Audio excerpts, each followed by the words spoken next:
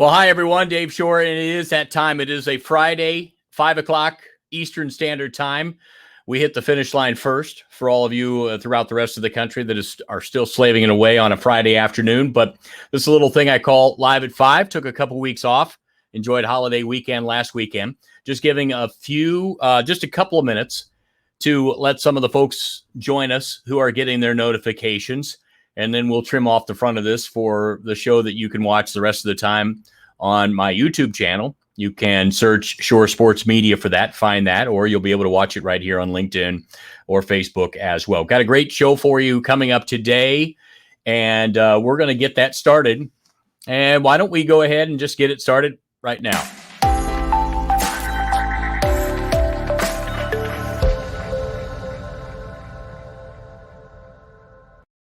All right, thanks. Welcome to the show today. This is Live at 5. We've got a number of things that we're going to talk about today, including I've got a special announcement towards the end of the show. But if you're just joining me for the first time, this is one of the things that I do to wind down the week here in the office at the ALS Association North Carolina chapter.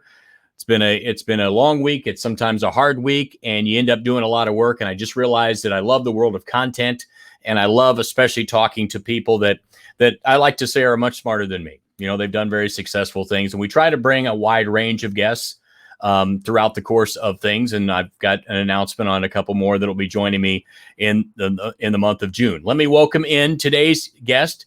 Craig Cann is joining me from the Cann Advisory Group. Craig has a book that I know many of you have heard me talk about before because I said I was going to bring him on. Can You Get Our Attention? Stand Out: The Story, the Company, the Brand, You. Craig, I grabbed this. I don't know how long it had been out, and I've had it here on my desk looking through it many, many times. Thank you for joining me today.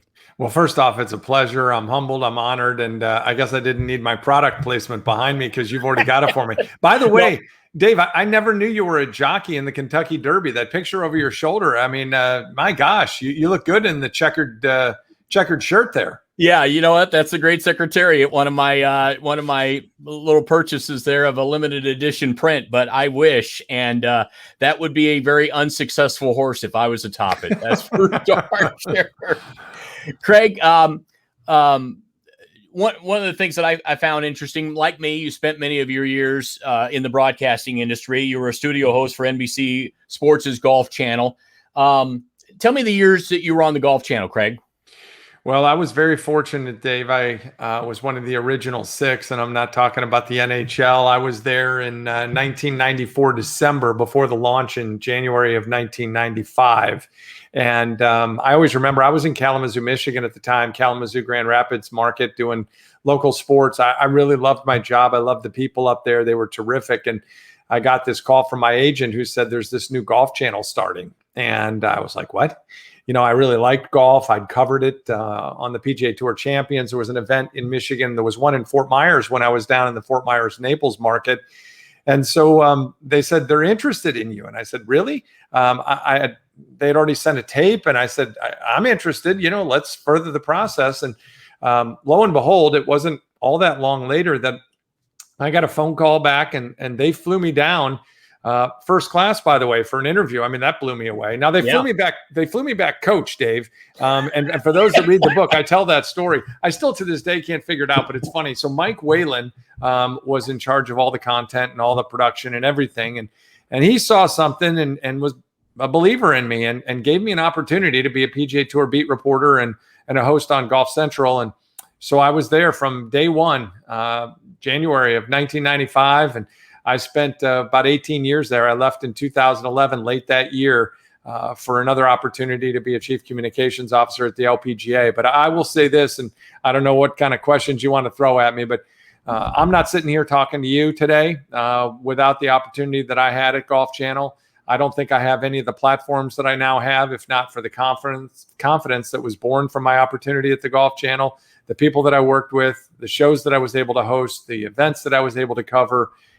It was a blessing and a gift. I'm forever indebted for that. A lot of people, especially those that are joining us here on LinkedIn Live, many of them are in the marketing profession. Many of them have done market research for new companies or whatever.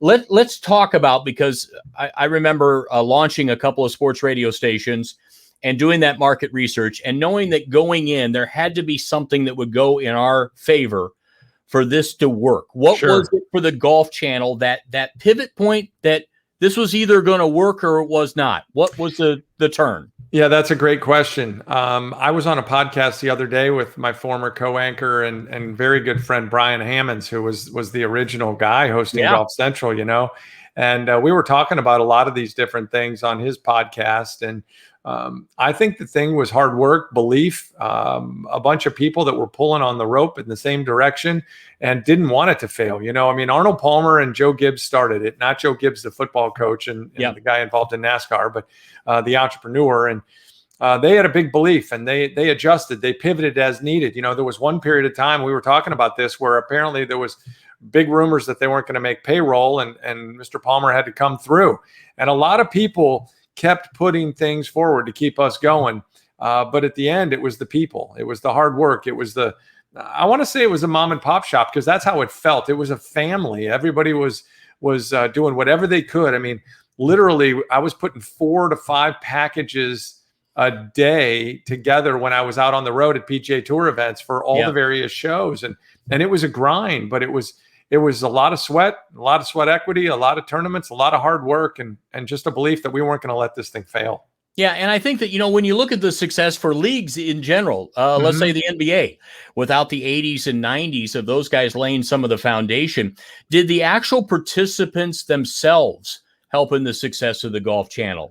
And there's no question they did. I have talked about this endlessly. If not for people, like, I always remember my first interview that I ever did. I drove down to Key Biscayne for a Champions Tour event and jumped out of the car, and the first person I saw was Raymond Floyd. I mean, talk about a guy that was intimidating with a stare. I'm like, am I going to go up to Raymond Floyd? And I went up to Raymond Floyd and did this interview for this one thing, and they had told me, all right, everything has to be for its own show. So then I said, Raymond, can I interview you again for another show? And then I asked him, all right, can I ask you some extra questions for something else? And he goes, my gosh, is there anything else you need from me, for gosh sake? But you know what? He stood there and he took it. And I remember on the PGA Tour, guys like Davis Love III, Fred Couples, who never said no. Jeff Sluman became a friend. A lot of these guys became friends. Payne Stewart, God rest his soul. He was so amazing to us. And the number of times he would say, as I was walking outside the ropes with my cameraman, hello, young man, how you doing? Come on inside the ropes and walk with me during a pro-am, and get some inside stuff. So I think those guys realized that there was a lot to be gained from brand recognition for them, and that our microphones were not a prop. They were a brand builder for them and an opportunity to further the cause of professional golf. And that's all we were doing. I mean, we weren't interviewing skeet shooters or, bass masters or anything like that. It was all golf 24/7. And it really became Golf's channel, much because of the athletes themselves. Yeah, I think, what's interesting, and let me see if I'm going too far out on the plank here on this, but I think that due to the success that the Golf Channel had, I think you paved the way for a lot of others in other industries to create their own custom channels, because it's scary to go out there and think, okay, we're only segmenting one audience that has to really love us, because they're not just tuning in casually. And I think you guys set the pace for a lot of others out there. I don't think there's any question that we did. I mean, I don't think that's even debatable, to be honest. The difference is that you and me and many of your viewers here out there play the game. Okay. Yeah. Now, we might not be able to hit a tee shot 375, okay, and carry it over every hazard that's imaginable. We might not be able to hit that shot that stops and spins back 20 feet to the hole on every occasion like a tour player can.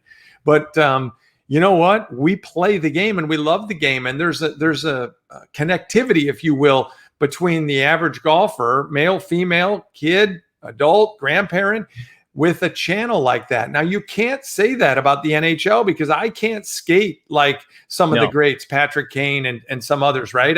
Sidney Crosby and I have nothing in common in that regard. That's the way it is. And the same thing is with the NBA. I mean, the only thing I can dunk is a piece of paper in the trash can sitting here. I can't reach 10 feet. You could put this under my vertical jump. So that's the difference. It's Golf's channel, and there's a relatability factor that I don't think is there at the MLB network, NFL network, and all that. They might love the sport, but they can't play it at the level of the people they're watching. You know what, folks, and if you're just joining us now, Craig has this book, and there's a lot of, I like the way you formatted your book. There's a lot of easy to read stories in there as well, and some of those from the Golf Channel experience. I think that this is important for marketers out there to understand things. I think the Tiger factor is a low-hanging fruit, but it couldn't have carried golf for all the years. There had to be someone else, and we saw it beginning of last week with Phil. You know, the Phil factor. Will we have to continue to see some polarizing people on the circuit to continue the popularity, Craig? I don't think there's any question. You know, for a long time, this isn't my line. It's somebody else's. Tiger doesn't move the needle. He is the needle. Now, Phil Mickelson never got enough credit in my belief. I believe he's a top 10 player of all time. I really believe that. And that was cemented after him winning the PGA Championship a few weeks back. If you take his resume and what he did in the Tiger era, and I was right there front and center with Tiger Woods from the moment he said hello world in Milwaukee. I was the PGA Tour beat reporter that was there that week. I could tell you who he played with, John Elliott and Jeff Hart. Okay, just to throw some names out there. That was Milwaukee then. I was there when he won the Masters in '97, and I got to interview him in the locker room at Augusta National. I was also there, if we fast forward, I was there at Torrey Pines, and they're going back there this year when he won the U.S. Open on a broken leg. I was also the one anchor in the studio the day after Thanksgiving when he hit the fire hydrant, and the whole world changed. And I covered that and followed that and all that there was. And now working for SiriusXM, PGA Tour Radio, you know, talking about it on my show on Wednesday nights and the other things that I get to do. But there have been other players as well. I mean, you mentioned it. There have been so many, and there will be continuing players. We talk about the talent, you know, Dustin Johnson and, you go right down Justin Thomas and Jordan Spieth. And there's always going to be a next. Now, I'm not going to say that they're going to be Tiger Woods. I don't know that we'll ever see that again. I just don't know that we'll ever see that again. That changed the landscape of the game forever. It put money in the pockets of many, many players, not just on the men's side, but it changed sport, not just golf. But I think there will always be a next. It's amazing. I love that concept. You also mentioned, though, your time at the LPGA. What challenges, what obstacles has the LPGA, you think, have they conquered, and challenges ahead?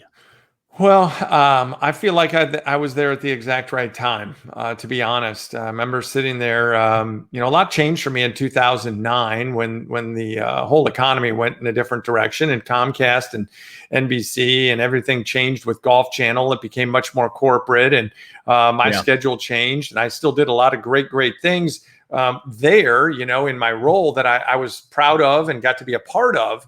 But I also started looking ahead to the future, and I started asking myself, and this is before this opportunity at the LPGA ever came. I started a side business, a side hustle called HTK Media, which stood for Have the Knowledge. And it was a consulting thing, and that was going to allow me a day a week to be able to do something for myself. That became Can Advisory Group years later. But I was asking myself, Dave, am I just doing another show? Am I just making another show, or am I making a difference? And I wanted to make a difference. And I thought about potentially doing something else down the road. And lo and behold, in 2011, I was at the U.S. Open talking about Rory McIlroy at Congressional. My phone rang, and it was the commissioner, Mike Wan. And he said, "You're going to think I'm nuts, but I'd love to know if you'd consider an opportunity to be the chief communications officer and join my executive team and help us get to the promised land." There were a lot of bad things going on with women's golf at that point. I mean, that's where it was. In 2011, there were only 24 events, and that was way down. The media was not following them. There were a lot of tape-delayed coverage of the LPGA. Prize money wasn't nearly what it needed to be. Yeah. And I tell people this all the time. If the PGA Tour would have come at me for the same job, I would not have taken it, because the LPGA had a chance to go like this, and the PGA Tour always goes like this. Yeah. So buy in. That was the big thing. But I think the ladies, had an appetite for how can we take this to the next level. And Mike Wan was an amazing leader, and he gave a lot of people opportunities to take part and be a part of it. Communication was a big thing. Marketing was a big thing. Building brands of the players and turning them from athletes into true ambassadors and storytellers of the LPGA message. So that was 2011. I was there 5 years, and 5 years later, we were not 24 events. We were at 34 events. And for the first time in the history of the tour, we're the organization. We're nominated by Sports Business Journal, Sports Business Daily as one of the 5 finalists for Sports League of the Year. And we didn't win that night in New York City. But man, with, 2,000 people in the audience and every executive, when they played that story of the LPGA and the rise of the LPGA, I think we won simply by inclusion. It's a great story, but it's a lot because of the athletes and the people within the organization that bought in and became true influencers of the message. Here's an interesting one, Craig, that I want to know your opinion on. Sometimes all companies we've been at, probably leagues as well, they sit around, they think, how can we do things better? And sometimes they might be forced into a certain situation. Was there a time, was there an intersection that maybe the LPGA faced to say, we've got to rise up and put a Sorensen into a PGA event? I mean, was there we've got to force things together, and was it a good move, a bad move, or something that just got put in the back burner? Well, I'll say this, Mike Wan's not afraid, nor was anybody on the leadership team, to try to do something that hadn't been done before. I mean, there are a lot of businesses out there that say, we're going to do it this way because this is the way we've always done it. And they get lapped, passed, or fold. And the LPGA wasn't interested in that. And we spent a lot of time in ideation and strategy to try to go where the tour or the organization or some sports had never gone before. You got caddy bibs that the caddies are out there wearing with the names of the players. And I said to a couple of people in there, we got to try something different. And a few of us came up with the concept of Twitter handles on the back of the caddy bibs. And we didn't put at LPGA because that builds the brand of the LPGA. You build a league with adding value to the stars. And we put on there at the P. Creamer and at the Michelle Wee and at NB Park and at Lydia Ko and all of those things that I think were really important. I've said this quite a bit. Don't follow the curve, set the curve. And there were a lot of things that hadn't been tried, a lot of things that we did that, quite frankly, people thought, I don't know if that's going to work. I mean, you look at an event, everybody knows about the Solheim Cup if you know golf, but you know about the UL International Crown, which is 8 countries and 4 players per country competing in match play, which the tour is global by nature. I mean, there are 30 plus countries represented there. So I think the thing was to not be afraid, and other leagues might be afraid. I want to tell you one quick story. In 2011, or maybe it was 2012, but Sports Illustrated went across my desk, and on the cover, and I share this in all my keynotes and all the talks I do around the country now with what I do for a living. And I have a picture of that Sports Illustrated. And it's the week after the World Series. Okay. The Giants won the series. They swept the Tigers. And it's the little line up at the top. The picture on the cover of SI, again, the week after the World Series, was J.J. Watt of the then Texans. Okay. Yeah.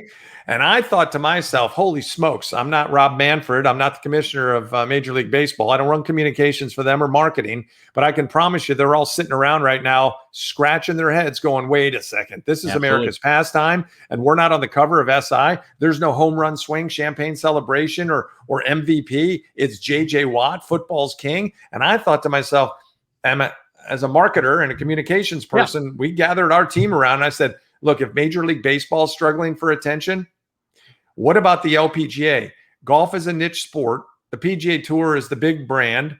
What about the little old LPGA? We got to find a way to be different. We got to find a way not to wait to be noticed. We got to make people take notice. And you got to do special things. And that is a lot about what's in my book with Can You Get Our Attention? I mean, that's what we had to do. And, that story is told in there in quite detail. Yeah, no, I think that this backstory stuff is fascinating.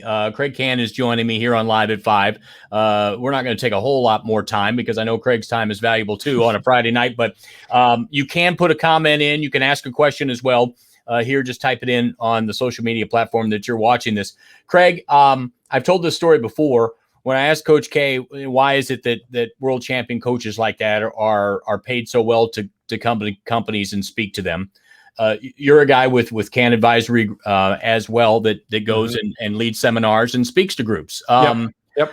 And he said that, for coaches, a lot of companies want to know how they get guys all pointed in one direction and get them all remain focused to get to that goal, while companies are trying to find a way to get employees all pointed in the same direction. What do you find from when you talk to companies that want you to lead them somewhere? What do you find keeps them up at night and they need help on? Well, the biggest thing to me is knowing the story of the company. I don't think a lot of people in general, and I just had the opportunity yesterday to speak to the University of Florida Gator football team. Okay. So I do corporations like Accenture and Transamerica and Zurich and Diamond Resorts across the board, KPMG, SAP. I've spoken to a lot of big firms and middle-sized companies as well, which I think is really important for them to know their story. But yesterday, just as an example, brought up a couple athletes and said, hey, here's your audience. All right. It's everybody in this room. Who are you and why should we care? Who are you and why should we pay attention? And a lot of people don't know the answer to that question. They don't know the value that they bring and what makes people take notice of them. And I think that's really important. So when I talk to corporations, Accenture being one of them, and as some of the others that I mentioned, I'll talk to them and say, okay, let's drill down. Who are you? All right. What is it about your company that separates itself from other companies? What about your employees? Do they know the message? Do they know the story of the organization? And can they go share it? Can they go share it with other people? Really, really important. And I think people need help with that. I mean, the average person, when we talk about income, and this isn't my statistic, but 85% of our income comes from communication, networking, and relationships. And only 15% comes from our knowledge and the things we went to school for. So it's really, really important for us to know how to relate to other people, connect with them, and get them to understand our value. I think that's fantastic. And you know what? I think what sounds so easy when you look at the title is, how in this day and age with all this social media can we not get attention? But what's keeping people from it, do you think? Well, we're bombarded by 4,000 to 10,000 ads a day. That's what's put in front of us. More than 275 marketing messages a day are put before us. We live in a world of a lot of noise. Everybody seems to be talking. But my point is that very few people are worth remembering, and very few people actually have something of value to say. I mean, you turn on the news, you turn on all these programs, everybody's got an opinion. Okay, everybody's got something to say, but can they make you remember? Now, I had a very big influencer in my career, one of my professors at the University of Missouri, Kent Collins, who I talk about in the book, and he said something to all of us in class years ago that stayed with me to this day.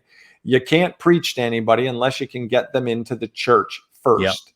Now, you got to think about that. I mean, the message in communication is not one of many things. It's the only thing that matters. So you've got to know what your message is. At the LPGA, we needed to know what our story was. The players go into the media center and they want to talk about the round. And I would tell them, guess what? That 66 you shot, nobody really cares. But they do care about you. And when it's a company and there's somebody, let's say you're the salesperson that's got a product, they buy you first. Then if they trust you, if you are transparent with them, then they'll buy the product because of you, not because the product's so great. I mean, we live in a society of word of mouth marketing. We live in a society of reputation. It takes years to build. You can trash it in just a couple of seconds. So social media, you talk about that all the time. My thing is, when you've got an audience, whether it's 2 people, 200 or 2,000, doesn't matter. It's not the size of the room that matters. It's the size of the message. And can you connect with the audience? And then when they leave, right, what will they say about you? What will they say about what you said? Will they remember that you were the communicator in the first place? That's what we all need to strive to do, is become memorable.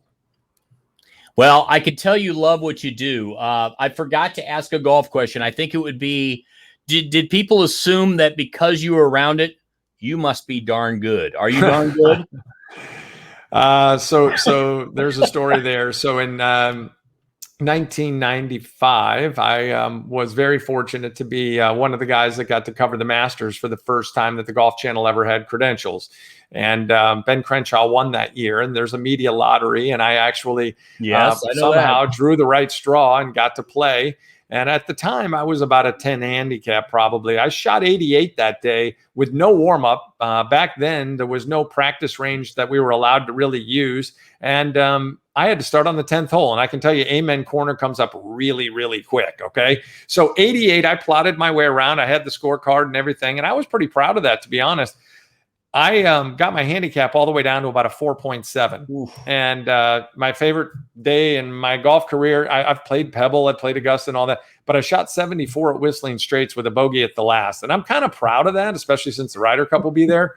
But the problem, Dave, is that you can be pretty good in golf, but when they tell you to start hosting the Academy live shows and you got these instructors that are world class, Rick Smith to Butch Harmon to David Ledbetter, I mean, they're all coming in and Jim McLean, and they're all telling you to do something different. Every week, somebody's got a new tip and a new theory. And I'm like the most gullible guy going. So I buy into everything. And pretty soon my handicap went from a 4-something up to a 9-something. And then I had 2 shoulder surgeries, and now I'm about a 12 or a 13. So you know what? It's a great game. Love it for a lifetime. And it's really given me a whole lot in my life. No question. Yeah, Craig, let me put up the site again. If people want information, I think you've been fascinating. I like when we do a show. I mean, we're 2 content guys. We, we're both experimenting on social media platforms and everything like that. And, I love what I do in the nonprofit sector, and you're doing a great job as well. Let's stay in touch. Thanks so much for joining. Hey, I really appreciate it. I thank you for not only promoting the book, but for picking one up yourself. And people can get it at Amazon.com, or they can go to my website, which you see right there. And you can actually buy it there, and I'll sign it and send it to you, and shipping on me. I'd love to work with some of your folks out there. And I really appreciate our relationship. And this is fantastic what you're doing for people. And you're right. Content is king, and it's good to put some things out there that can help some people. No, you've done. And I tell everybody as long as I can afford it, everybody out there who is my friend that writes a book, I'm going to buy it and put it on my shelf and read it, because I keep saying I'm going to do it. Everybody longs to do it. And by golly, you went and did it. So you made it look easy. I know it wasn't. It's not that easy, man. It took a lot of time. I signed a deal in 2019, and it came out in January of 2021. So basically 2 years, but it takes a process, and we've all got a story to tell. Yeah. As you know, there's a lot of my teachings and preachings in there, and then sandwiched in between. If I'm going to tell people the value that comes from storytelling, I felt like I better tell mine. So my journey, my career, my life is pretty transparent from a young age all the way to now, and not just the successes, but I think it's really important to point out the failures, because that's what shapes us and makes us who we are, and gives us a believability factor and a relatability factor with our audiences. All right, my friend, stay in touch.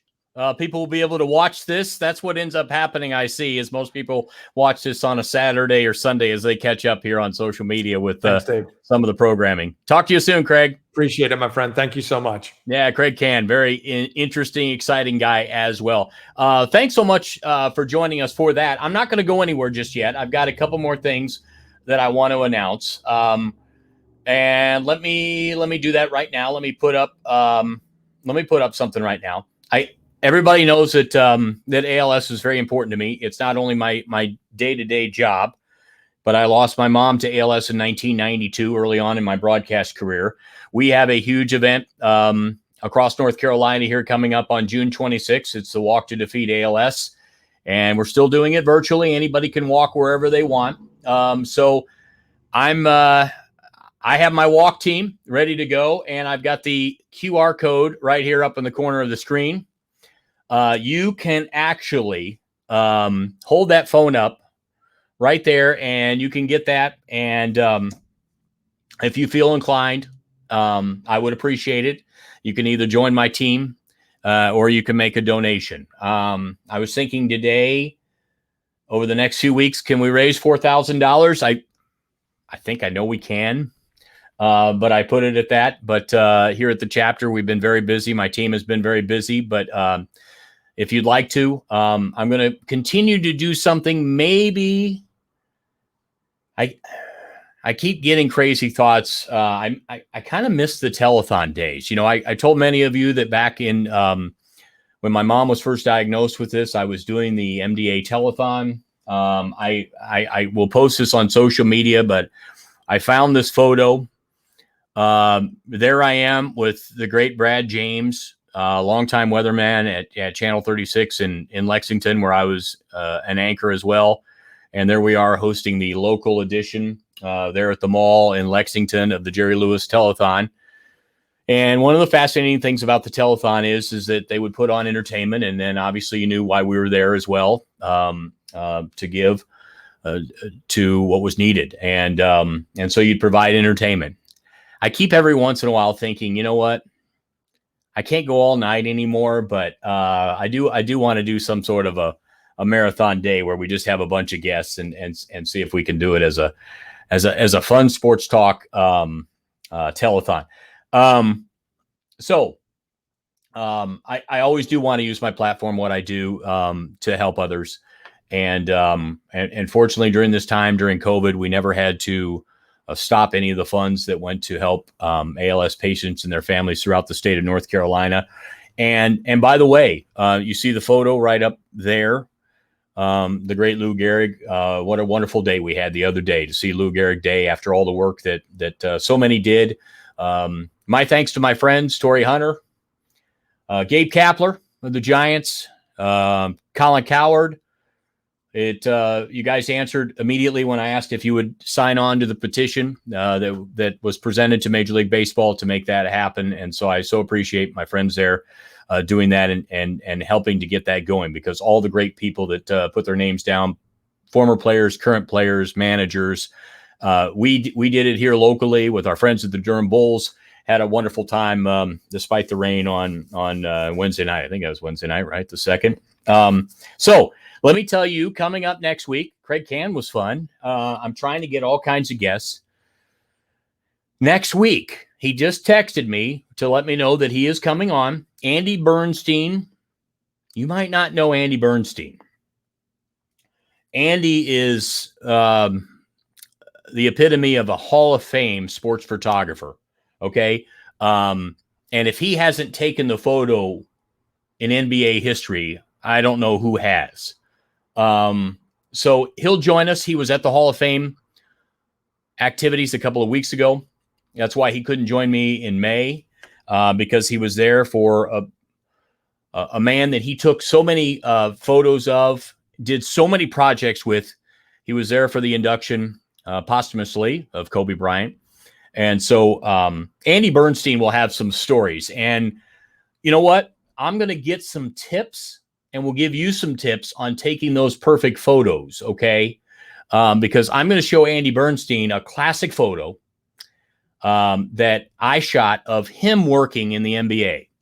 No one ever took a photo of him taking photos of everybody else. So I'm going to unveil and release the photo that I took of the great he's a Hall of Famer in my book, Andy Bernstein. So we'll have some fun talking about, he just had an eye for the great photos and being in the right place at the right time. So maybe he'll share some of those as well. So that's fun. You know what? I didn't want to bore Craig, but if some of you are still around, I don't see any comments. Are you all just too busy today?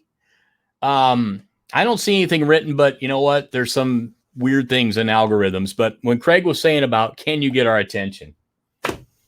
I thought my friends who are watching at the College Baseball Hall of Fame, we did so many of the induction ceremonies there. When we put the late Ron Frazier in, former Miami Hurricane college baseball coach, when we put Ron Frazier in for his induction ceremony, he told a couple of stories. I don't remember if he told it in the induction ceremony, but we would always have a great night the night before, sitting around with some cold beverages, exchanging stories. And I remember because he knew at the time I worked for ESPN, and he told me the story about how, back in the day when ESPN had not considered college baseball yet, but Ron knew, being at Miami, that college baseball, to go to the next level, had to be on ESPN. And he literally camped out, he said, at ESPN headquarters in Bristol. until they would let him in and had that conversation. But I think they put maybe 4 teams together for a tournament, showed that, and then ESPN for many years had college baseball, not only the play-by-play, but the College World Series as well. But, there always has to be that P.T. Barnum, the guy that thinks of that first and really, really tries to go at it and get it done. So I just remember, you talk about trying to get attention.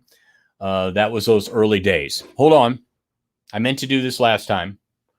I spent some time on eBay about a month and a half ago. So this box right here is the 1990 Topps Baseball unopened wax packs.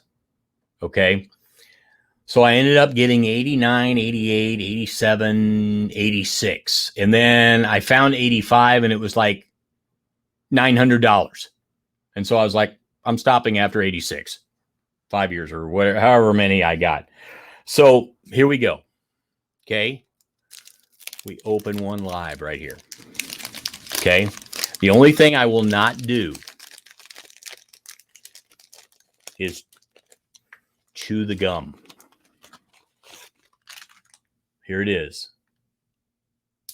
Ooh, that's been sitting there since 1990 in that package. All right, so this is fun. I decided, you know what? Somebody had been collecting this, and I bought it. And I thought, why do I want to go turn it around and put it back into storage and have all those unopened cards not opened? To me, the more value is the fun of opening it. So here I've got, okay, so let's go through it. The Tigers, Steve Searcy. That's not going to be a collector's item. Here's the Red Sox, Carlos Quintana. That's not going to, there's a lot of those. Here's the Astros, Bill Doran. A lot of Bill Doran fans out there. Jeff Innes of the Mets. There's a classic doubles card. Lloyd McClendon. Julio Franco, an all-star. American League all-star back then. Here's an ad for the company store where you can order, please send a check, $19.95 for this sweatshirt. Wonder if they'd still send it to me if I sent it. All right, who's this? Mike Schooler. Never heard of him. Joe Girardi. The great Joe Girardi. Johnny Ray. Wait a minute. I've got a Joe Girardi story. A buddy of mine, he had never been to Wrigley Field. So I took him to Wrigley Field, and we went to our first ever game. And I don't remember the date. It's in the 2000s. Okay. So we're sitting there, and it's not really close to the game, but it's getting kind of close. And I'm thinking, this isn't normal. There's like nothing going on. Fast forward, we find out that, and we were there for a Cubs-Cardinals game. That was the day that, unfortunately, they found the body of Darryl Kyle, the Cardinals pitcher, not responding in his hotel room there in Chicago. And so Joe Girardi came out and made the announcement, along with the rest of the Cubs, that there was not going to be a game. And I'd been around the Cubs Cardinals as a Cardinal fan. I've been around the rivalry for a number of years. And, we're intense rivals, right? All my Facebook friends, I'll let you know, go Cards when we're doing good. And then I'll be like, well, you just got lucky if the Cubs won. But man, there was never a more sports significant moment than everybody filing out of Wrigley Field. Just Cubs and Cardinals fans together, not upset that there wasn't going to be a game, not upset what was going to happen to our ticket, but just understanding that we lost one of the players of the team. And that was just an incredible moment. I don't know why that. Here's Gerald Perry.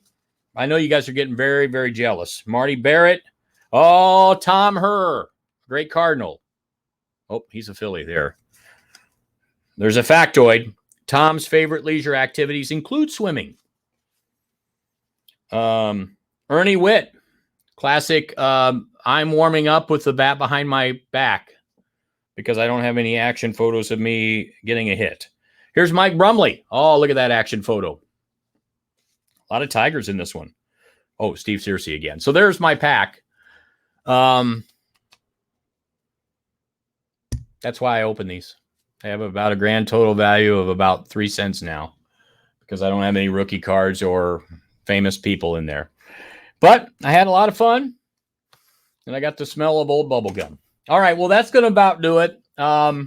Andy Bernstein next week. Hopefully the week after, Stacy Sager, who she'll tell us, we'll share some memories of her longtime husband and my longtime friend Craig Sager. We'll share some stories together about that and see what she's doing to continue to keep Craig's name and legend alive. So we'll do that. Thank you so much for watching. I could really use your help. You might not like YouTube and you might just check it out because it's free. But if you go to search Shore Sports Media, hit subscribe, it'd be really nice to get to that 100 mark so that I could have that custom URL, which is a lot easier to share instead of \15 characters after that. So this has been a lot of fun. I still have a lot of fun doing this, and I don't know how many of you end up watching, but I'll be here next week. Thanks so much for watching, everyone. Thanks to Craig Can. Hopefully you enjoyed it. If you join me late, you can see the rebroadcast of it coming up. Thanks for joining Live at 5. Be careful and have a blessed weekend. Goodbye.